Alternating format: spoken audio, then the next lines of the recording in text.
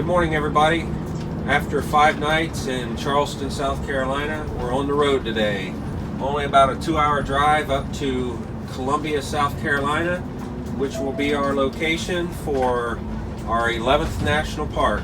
It's been since August of last year since we visited our last national park. You may not have heard of this one. It's called Congaree National Park. And we're looking forward to getting back out into nature after visiting some cities.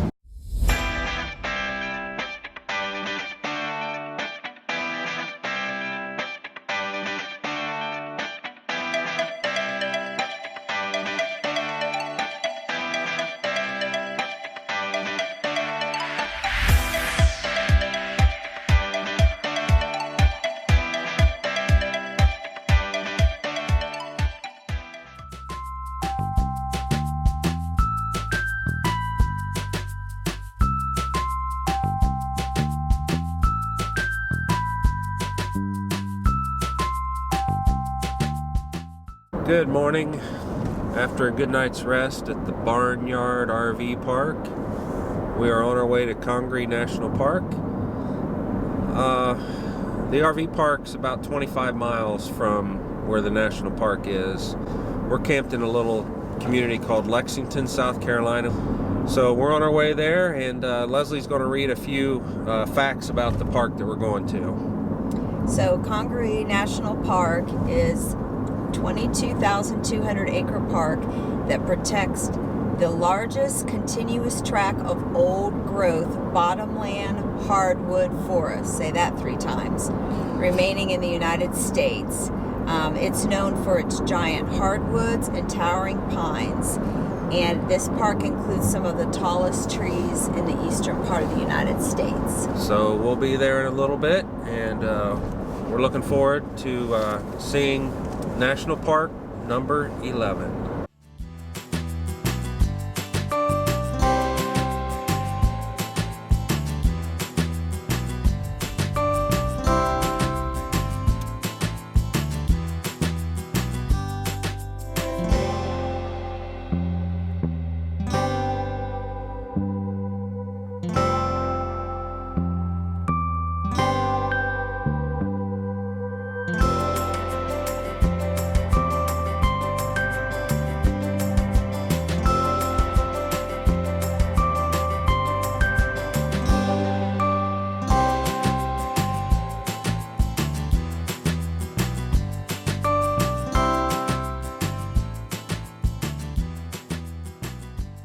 So we just finished up inside the visitor center. This place has a feel more like a state park almost than a national park. We're walking what's called the Boardwalk Trail. They've got other trails too, but some of those trails are a little on the muddy side. And I didn't bring my hiking boots today. I didn't think we'd be doing a lot of hiking today. I knew they had this trail, and I thought we could just walk this trail. They've got another trail that we may walk to after this one that sounds like it would be dry. But this trail is a little over 2 miles, and it's pretty cool this morning, but it's a beautiful day. So this trail has a series of little stopping points, and this is the first one, and this is a beech tree, quite large.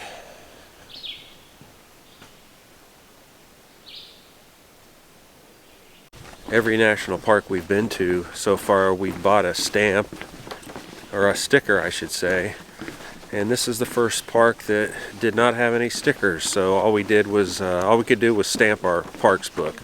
Also, they have a DVD that they'll show you in their theater explaining the park, and they've misplaced it, so we weren't able to watch that either. This is stop number 2, and it's calling out this mud, which they call a muck. It's up to 8 feet thick, 8 feet deep, and it serves to filter the water in the Congaree River, which keeps it clean. So going back to the was it the beech tree? Yep, the very stop first one. So what was the importance of that? So the American Indian and the settlers used the beech nut as an important source of food. They would ground they would ground up the beech nuts and make a flour so they could make meal cakes and bread. Coming up on number 4, which is the cypress tree. All these little things sticking up in the ground are called knees, and I think they're part of the cypress tree, and they give it a lot of support and structure. These trees are very wind resistant, very strong. There aren't very many of them left because the Indians and early settlers used them for canoes, roof shingles, docks, bridges, cabinetry, and more. These are called water tupelos. You can identify them by their swollen trunks. They need a lot of water, apparently, to thrive in. And you can see the moss level up to about here. That's an indication of how high the water has been at times, is where the moss on these trees grow. So you can see they've had some flooding here in the past. Those go up pretty high. This is called a gut, right? Yeah, it's called a gut, where all the floodwaters go. All the floodwaters go into this, and it disperses the water back across the floodplain. I presume that's the Congaree River out there. I'm not sure. And I definitely see an alligator, but I'm sure it's too far away for me to be able to show it to you. But I'll try. I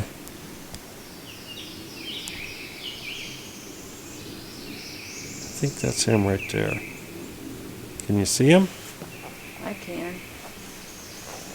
Yep, easily I see. That was actually Weston Lake where the gator was. So that tree is called a loblolly pine. They are the tallest trees in South Carolina. That tree is over 150 feet tall and is a former state champion. The state tree of South Carolina is the cabbage palmetto, and these are relatives of the cabbage palmetto called dwarf palmettos. Okay, so that old iron is a still, and during Prohibition, moonshiners and bootleggers would come out to Congaree because the difficult terrain and the tall trees made it a perfect place for them to hide out to make their liquor. Well, that brings to the end our hike on the boardwalk. Again, that was 2.4 miles, very easy walking. Beautiful area. Learned some things about the trees. Really liked the bald cypress. Really liked the loblolly pine. That thing was massive.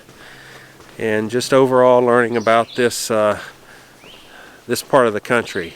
So we enjoyed this, and we're headed back to the visitor center. When we were at the visitor center, the ranger there said there's a lookout point that you can kind of see over the national park. So we've been on about a 25-minute drive trying to find it, and we think we have finally found the location. All right, we're gonna check this spot out. We're hoping this is the area that we need to be at in order to find the overlook.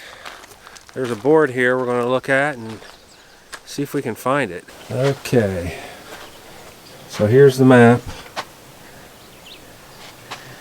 We're right here, and it looks like the overlook is here, because that looks like the Congaree. There's the Congaree River. This must be the forest or the national park.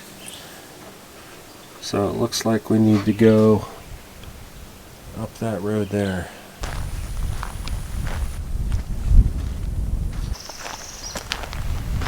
I think we're getting close.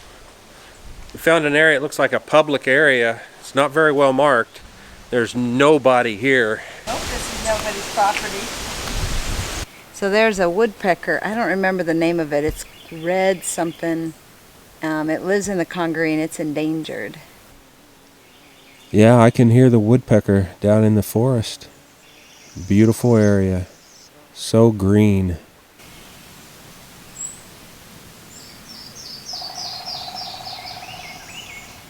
Well, we're back for day 2. We took yesterday off. Number one, I've been fighting a sinus infection for about a week, pretty bad, and I'm finally on some antibiotics, so I'm feeling better. But as wet as it was here, we wanted to give it another day to try to dry out. So today, hopefully the trails will be a little less muddy and we'll be able to walk them without being up to our knees in mud. So Congaree National Park is considered a bottomland hardwood forest. America used to be full of these forests. Actually, it used to stretch all the way from Virginia over to Texas, but because of logging over the years, there's virtually no bottomland hardwood forest left. This is one of the few places. Again, this is 26,000 acres, I think it is, of forest, and home to some of the largest trees anywhere in America. The loblolly pine, we saw that a couple days ago, was a state champion tree at one time.